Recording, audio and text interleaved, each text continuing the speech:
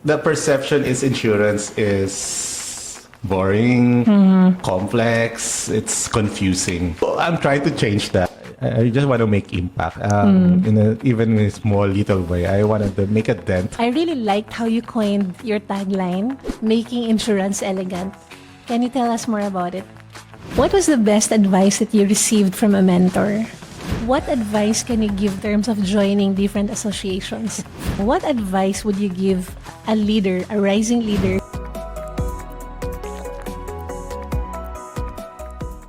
Welcome to the Fearless Possibilities Leadership Podcast, where we explore powerful stories and insights from world-class leaders to help you unlock what's possible in your life and leadership. I'm Nacino, speaker, author, and passionate believer in the power of human connection. One of your taglines is making insurance elegant. Yes. Right? You saw my LinkedIn. Yes, I saw it on LinkedIn. So before we go to insurance, I'm very interested about your journey at PMI Philippines. Okay. So how did you go from being into the insurance industry to becoming the president of PMI Philippines? What do you do at PMI Philippines? Well, first is PMI. It stands for Project Management Institute. So it's a global organization that advances the project management profession.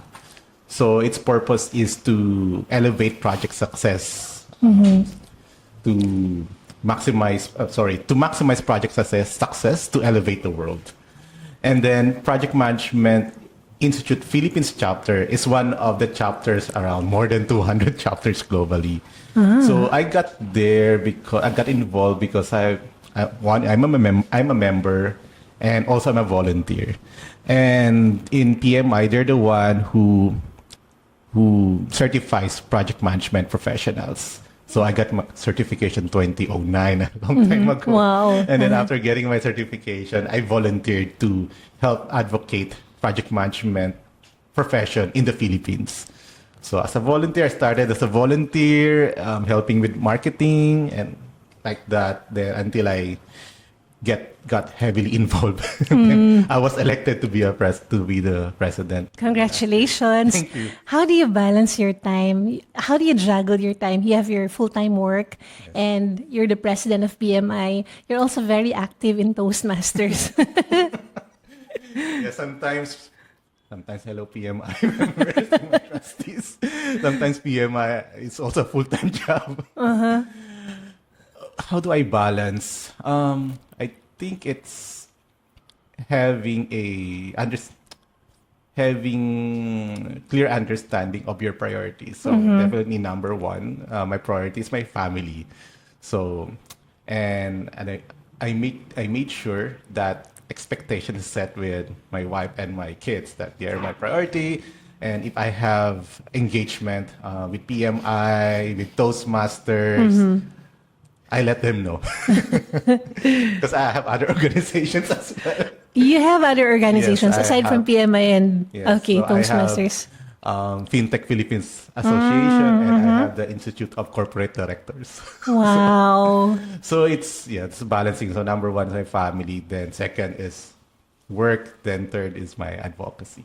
So for the leaders who are listening right now, what advice can you give in terms of joining different associations? Well, you know your purpose, what impact that you want to make to not just to yourself, to grow professionally, but impact to the community, let's say the project management community, the fintech community, this public speaking community. Then as a nation, what impact do you want to make? Like in project management, the impact that we want to make is we want equip and empowered project leaders in the country. And then Fintech Philippines, it's financial inclusion through technology. So that's what we want to do. Do you see the correlation amongst all the organizations that you joined? Definitely. Okay.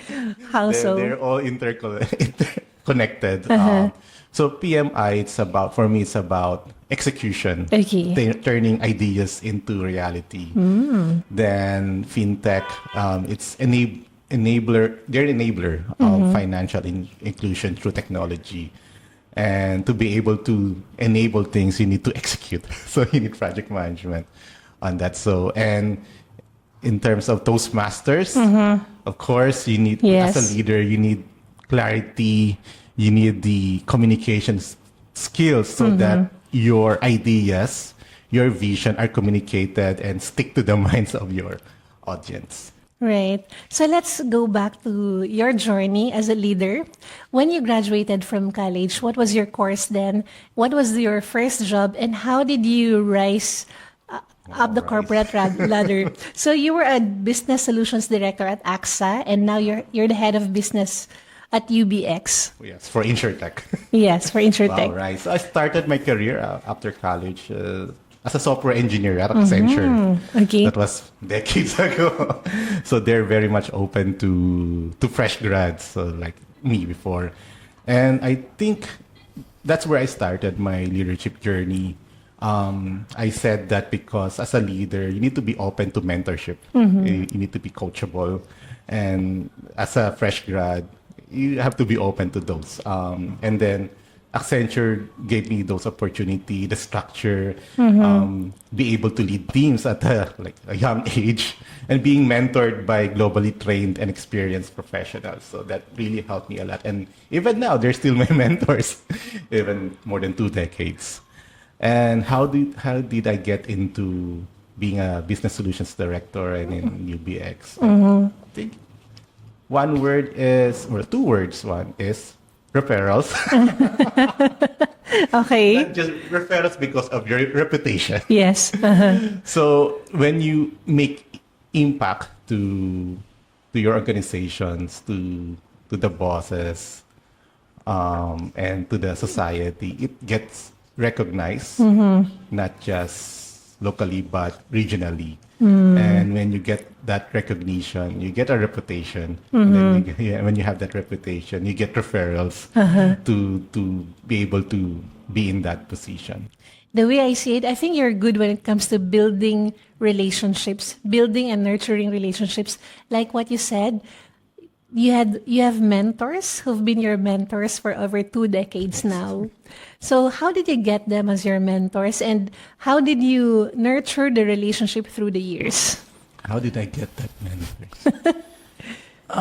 Being present, be able to listen and apply well, most of their advice. So I think that's, and then because for them, when they see you succeed, they also feel that they also succeed. And that's what I'm doing right now as well, because that's what I feel when I see people that I mentor succeed in their lives. So I maintain the relationship by still going out and asking for your advice, and be able to apply the advice and share with that what happened. Oh, Mark, what happened? Like that. Yeah. Did you have to ask them, can you mentor me? Because I know there are a couple of people who come up to me and ask me, Sha, can you be my mentor? And I feel like you don't need to ask a mentor to mentor you, right? You would know when you're ready to be mentored, and you don't even have to ask the person to mentor you. What was your experience? For me, I think I'm fortunate that my colleagues and my managers back in Accenture, they're also trained in how to be a mentor. So it's natural for them to mentor, and we click. It just so happened that we click. We have the same goals. We have the same purpose. We are in technology. We are in business. So it's not that much. And even outside of the corporate setting, we still have similarities, or we enjoy similar things like watches, gold, and like that. Okay. What was the best advice that you received from a mentor? Back in Accenture, I think the best advice was to be able to develop the best technology. You need to understand how the business works. if you don't, the whatever, even it's high, very advanced technology, it doesn't meet the requirements of the business, it doesn't make impact, then it's useless. So that's what I'm doing. That's what I've done. But I step it a bit. So other than business, it's knowing your customers. So business, customers, when you understand the needs of the customers, their jobs to be done, then you'll be able to develop programs, not just technology, but insurance programs, financial programs, or financial literacy programs for them. You seem to be very passionate about insurance and financial literacy, and I really liked how you coined your tagline, "Making Insurance Elegant." Can you tell us more about it? Well, it started because one, I'm also a policyholder, and applying for the perception is insurance is boring, complex, it's confusing. So although partly it's true. So I'm trying to change that. I want to bring back the trust. I want to. I've been trying and I've done some programs or initiatives that make insurance easy to understand. Easy to understand. The coverage is simple, affordable, and relevant to the customer segment that I want to target. So whether it's a sari-sari store, I have one for them. I have MSME insurance back then. Then for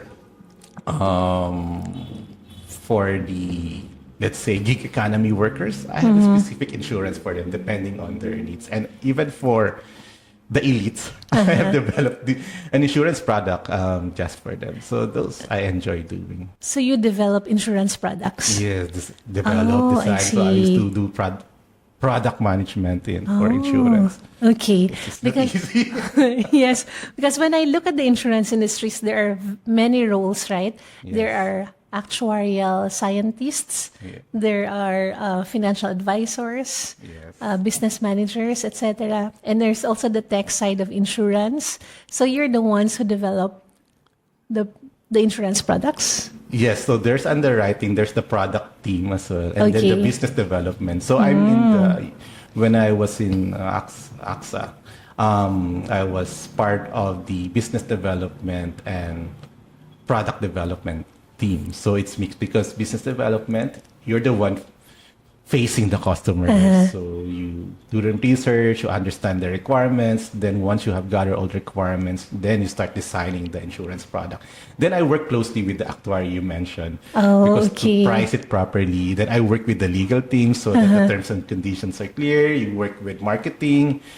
I work with the operations and how you serve the customers. Then customer service as well. What kind of spiel or how do you handle the after sales? Then I also work with financial advisors as well on what's the benefits of this product or how it differentiates with other products that we're selling. So it's all tied. It's more or less around 10 plus teams.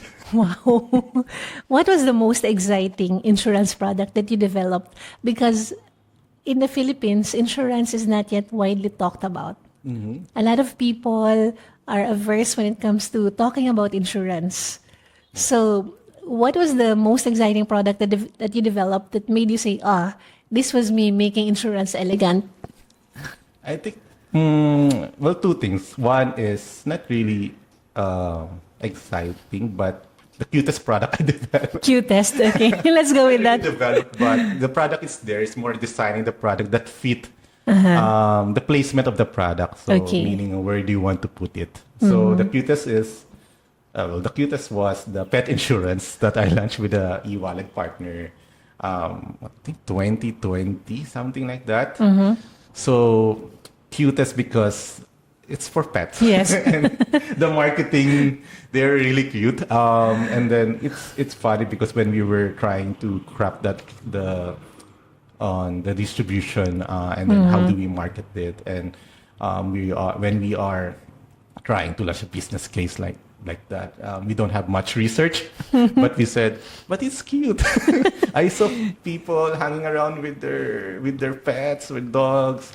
in the condo. So I think there's a market for that. Then we just tried it. I was back then with an Insurtech company, and we want to launch fast. So that's what I like doing. We launch fast just to test the market. Yes. Surprisingly, there were a lot of availments. Oh, wow. So yeah, I think that's well, it validates our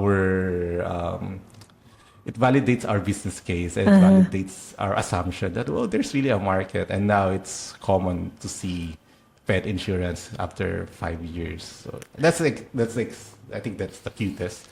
I think exciting one is insurance is hard to be exciting. I think it's for motor insurance, the one that I designed, because why motor? Why car insurance? Because car insurance is pretty much the same with other car insurance. Then the only time that an insurance company engages with a car policy holder is when there's a claim, and then there's a renewal. But for us, we design it in such a way you can engage customers not just during the renewal or there's a claim, but even during their birthdays. So surprisingly, we launched this 2020.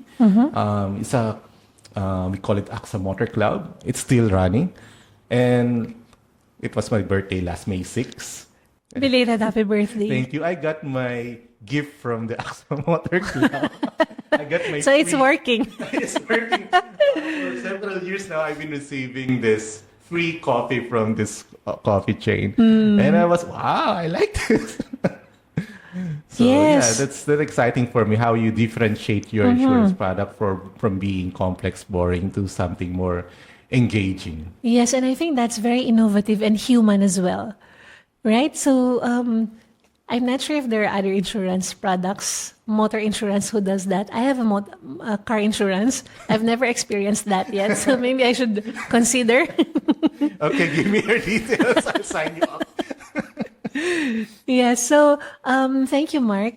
The other question that I'd like to ask you was, how did you come up with the pet insurance? Do you have pets that you love, or do you just see pets around, or how do you... How did you become so creative and thinking of that kind of insurance? It's based on our observation, so it violates our research, what I've learned from business school. But it's based on one is observation, and I don't have pets. Okay. I used to many years ago, and it was quite expensive when your pets get hospitalized or get treatments. So we thought that we thought our hypothesis is there's a market because we see a lot of pets. The treatment is expensive. And they're men's best friend. If you can insure yourself, why not insure your pet, your fur baby. Right? So, but I think the key thing there is to be able to launch and test. So, and you don't need to go big. You can go small because we don't want to launch something full blast, full market campaign, very expensive. Well, we started small, so that helped us validate the market. Would you say that was the first insurance product for pets here in the Philippines? I'm not sure. But for that e-wallet, yes. E-wallet. It's the first pet product inside that e-wallet. Oh, very cool. So you also talk about financial inclusion. That's one of your passions as well. So what do you mean by financial inclusion? For me, financial inclusion means giving access to individuals, to financial access to individuals, regardless of their geography, their financial background, or their level in the society, giving them access to grow their money, to protect their savings, and to get credit. So that's for me, it's a financial inclusion. And aside from financial inclusion, one part is be able to get being financial literate, getting access to programs about financial literacy, how you save, how you protect, how you grow your money. So if there's a middle manager right now who's listening to this podcast, what would you advise him or her on how he can grow his money, he or she can grow his money? Well, first you need to save. Okay. The basic one is to save. And one is to attend financial literacy program. I didn't have that back then. Good thing right now, even insurance companies, financial institutions, they do have this kind of program. So listen to those credible institutions. And of course, there are books, and you have books about financial literacy. So you check the credibility of the author or whoever the speaker, then try it out. Yes. The key thing, you should try and have the discipline Yes. to follow, to save and invest. I think insurance is a very important component of financial literacy, because let's say if you're saving, you're investing, and then if you don't have insurance, you don't have peace of mind. If something happens, it could wipe out your savings and investments.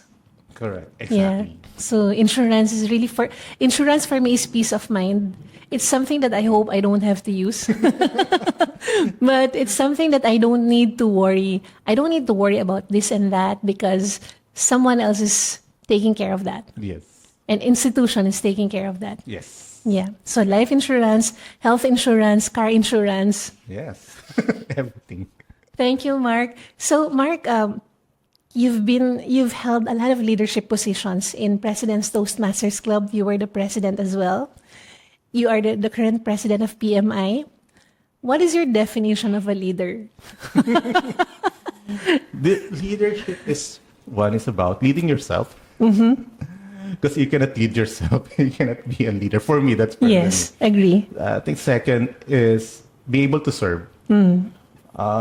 Sometimes it's one-way leadership, two-way leadership. For me, it's be able to serve the people that you lead, giving them the opportunity to lead as well, giving them the structure, be empowering them to do things that's still aligned with your vision.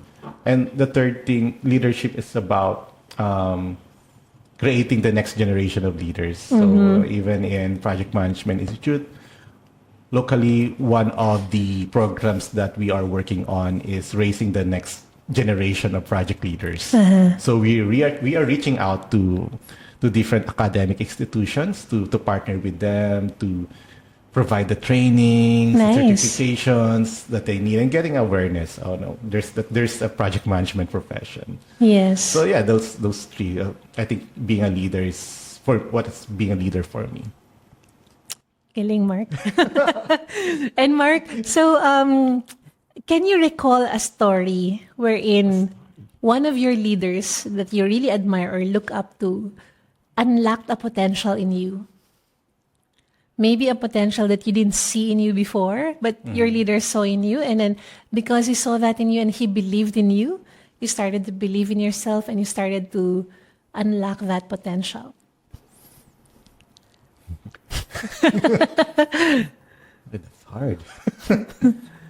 I think way back when I was working with this payments company, I was based here in the Philippines. Okay. And it's a global company, and I approach the vice president. I mean, global vice president. If I can try, doing regional roles. So they try it out. Well, first, of course, they've seen my work in the Philippines, locally, and other parts of the world, and so. Yeah, with their confidence, and they think that, and since I approached them, they thought that, oh, this guy has a confidence too, and who proposed a role for me, and I tried it out. So I tried it out in one country. I think one country. The first country was in China. So my role there is to help them integrate their systems into the global systems. So I tried it out in China, then they saw it succeeding, and then they tried it out in Australia. Now I got a Hong Kong. Wow! So it's I think confidence from the leader, and it starts with you. First, you need to have the Yes. confidence in Yes. yourself that you can do it, even if you haven't tried it out. And Yeah. fortunately, the leaders they're not going to just give you like a big assignment. So they know that you can. Let's start small. Yes. Leave the scope, try it out, and then when they see that you are able to handle this limited scope, then they provide you can provide you a bigger role for you. I could say that you really walk your talk because you defined a leader as someone who can lead himself and you know how to lead yourself, Oh, right? thank you. And the way I see it, it could also be that the culture where you worked, it has a strong, high sense of psychological safety, so much so that you were confident to pitch to your boss. They help you build your confidence. Yes, as well. to say, I'm ready for this kind of position. That's one. It's important to have a boss or a manager who believes in you. You have a Yes. sponsor who believes in you, and you have the same aspirations and what you want to achieve in the company. And now that's what you're doing with all the organizations that you joined. Yes. Thank you, Mark. Knowing what you know now, what advice would you give a leader, a rising leader, maybe who was recently promoted to a next level position, and this leader is not very confident about his abilities, or maybe he has self-doubts. Can I really do it? Just do it. But depending on again, you stick with the purpose. You stick with the purpose of why are you here? You ask the question, what am I doing here? Definitely there will be doubts. Even myself, I have doubts in my abilities, and sometimes I feel that I'm gonna get fired every time I do something. And so I have doubts as well. But if you stick with your purpose that I want to increase the financial literacy, I want to provide insurance for all, or I want to make project management pervasive in the country. You stick with that. Definitely you will get doubts. You'll get doubters as well. But if you stick with that, you have a guide on where you want to be. And if you have the guide, it pushes you. Yes. It pushes you to drive. And it helps you as well identify the gaps that you need. Right. And you have gaps, then seek help. It's okay to seek help. You don't have the answer to everything. So back then I have doubts in public speaking. So that's why I joined Toastmasters. In Toastmasters I learned how to. Although I'm nervous when I speak, but I have this confidence that I have done this in Toastmasters like hundreds of times Right. already. That's true. So, yeah, you seek help. Yes. First, you have the purpose. Then you have doubts. What's causing the doubt? Then find ways to address that doubts, whether it's public speaking, whether it's accounting related, taxation, or something technical. Then you can seek help. I'm sure they would love to help you and be successful as well. I agree. If your purpose is big enough, you'll find ways to make that goal happen or that thing happen. I remember when I first started to write a book, I was not a writer, but the goal to spread financial literacy was so strong that I needed to overcome my inability to write. And you joined Toastmasters as well. Yes, when it comes to public speaking, yes. Thank you, Mark. So, Mark, if we were to give you a billboard that can be seen by every leader, what message would you like us to write on that billboard? Billboard. Marc Gorospe, Billboard. Yes. Think lead with purpose, insurance, and healthcare for all. So you're very passionate about insurance. And healthcare. I like that. And healthcare, yes. Healthcare is very important.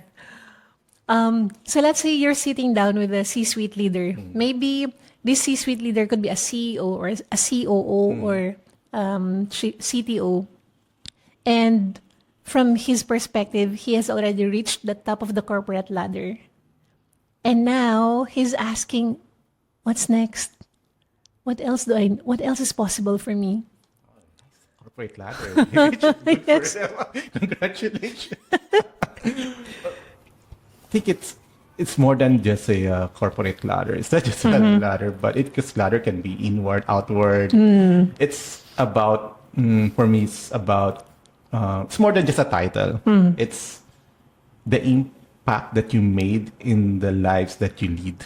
Yes. I saw one I think that recently I saw in LinkedIn a CEO just retired already. I think this is one of the biggest bank in Singapore, and people love him. There was a big celebration. They recognize him. There are interviews, and wow, that's a leader I wanna be. And I think the reason for the people did that is because he made impact to the lives of these people. So I think so making impact. So you have your corporate ladder, then maybe create another ladder, whether it's nation building, mentoring the next generation of leaders, or creating a startup that's aligned with your passions.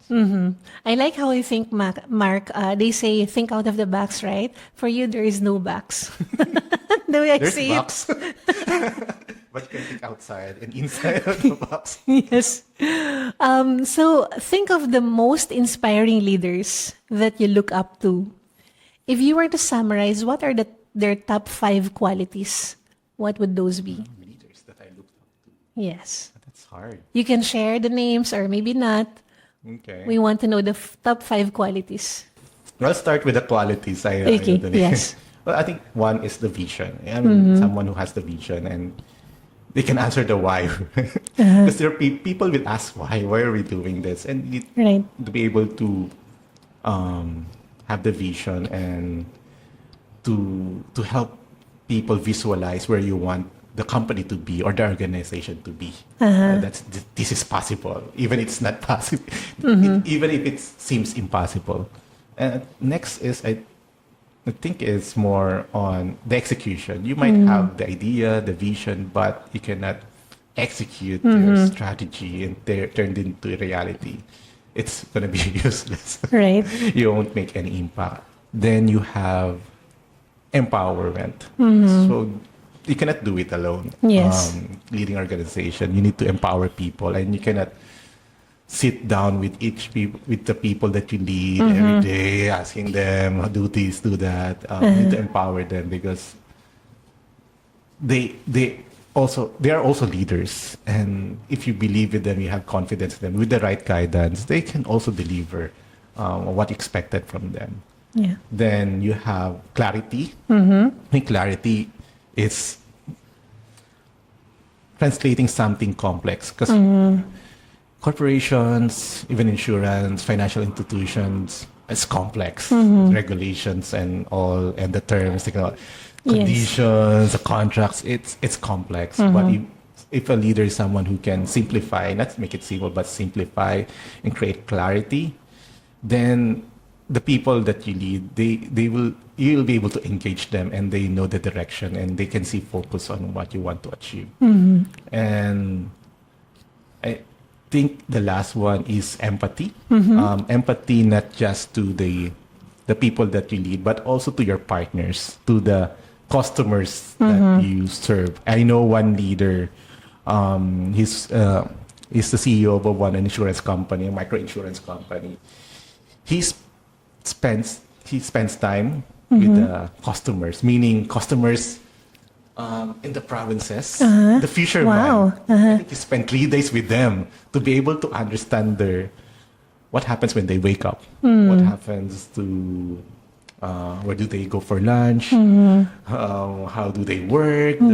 Of course, they're fishermen. They use their bangkas and all on their boats, and then they were able to identify the needs of the fisher folk because that's their target customers. Yes. And they were able to design a product for them, and they were successful in doing that. I think even that leaders even recognized globally for how they design the insurance product that they have.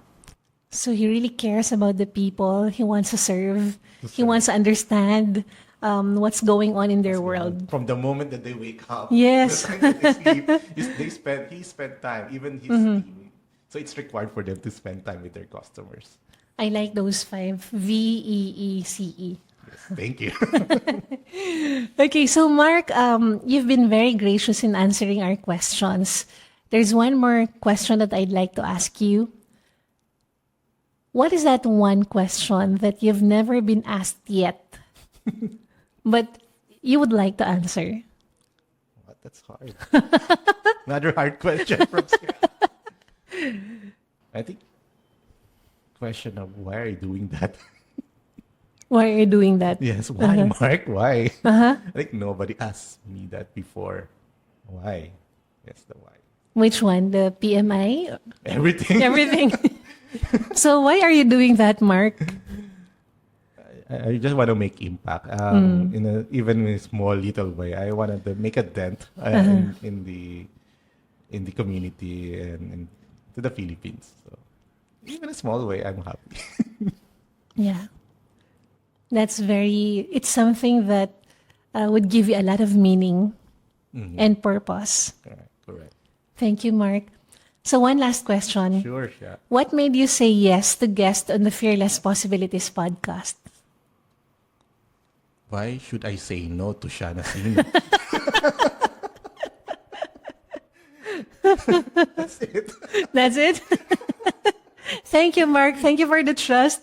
Okay, so Mark, since you've been very generous with your time, your insights, I also want to give you an opportunity to ask me a question. Okay.